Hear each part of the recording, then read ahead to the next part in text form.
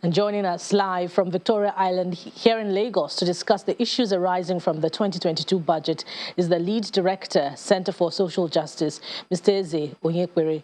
Welcome to the news at 10, Mr. Onyekwere. Thank you. As we start off, what are your thoughts on President Buhari's reservations about changes made in the 2022 budget? Well, I think it is just the normal course of events because over the last 1 or 2 years, the government has been trying to establish a proper budget calendar that starts on the 1st of January and ends on the 31st of December. So it's like, let me sign the bill. If there are any misgivings, I can always get back to the National Assembly and we'll resolve whatever the misgivings are. So that's my initial reaction to the signing of the budget, assent given by the president, although he did it with a lot of reservations. Speaking of which, he has said that in view of those changes, the budget may be unimplementable. How do you think this will impact on government's policies and programs in the coming year? Well, I think there are fundamental issues that need to be resolved because I don't simply believe it's a question of unimplementability of the budget.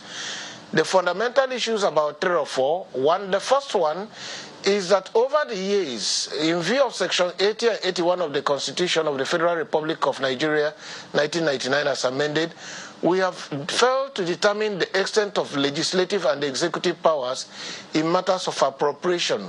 Who proposes, who approves? Should the legislature add more? Should they subtract? What of the new revenue to fund additions to the budget? That is yet to be resolved. The expectation is that the Supreme Court should have clarified this if the two arms of government had been, done enough to take this matter up to the Supreme Court, or alternatively, a framework law done by the National Assembly and assented to by the President will have properly articulated the dry bones of the Constitution into a definitive framework of saying, you propose, if we want to amend, this is what the procedure we need to do, we need to consult you, we need to get back, and then we have an agreement and we come back. By now, it is just more or less empty. There is no guidance. It's just up to the executive and legislature to fight their battles. Secondly, the whole issue of legislative lists. The Constitution provides an exclusive legislative list, which is the area where the National Assembly should legislate. There is also the concurrent list where they have some powers and State House of Assembly have some powers, and of course the residual matters. But we have a situation today where the National Assembly is legislating on matters that are just for the state government and local governments. And that raises the question, is the budget, the Appropriation Act or bill, not a law like other laws that should be subject to the legislative competence of the National Assembly in terms of the legislative list set out in the 1999 Constitution?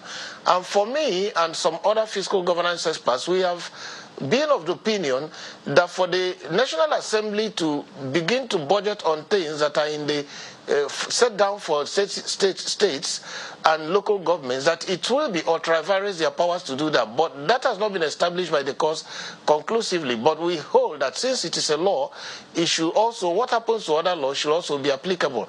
Now, the third one is the issue of the excessive deficit. Between the executive and the legislature, none of them has been able to come forward with anything to say, how do we bring down the deficit?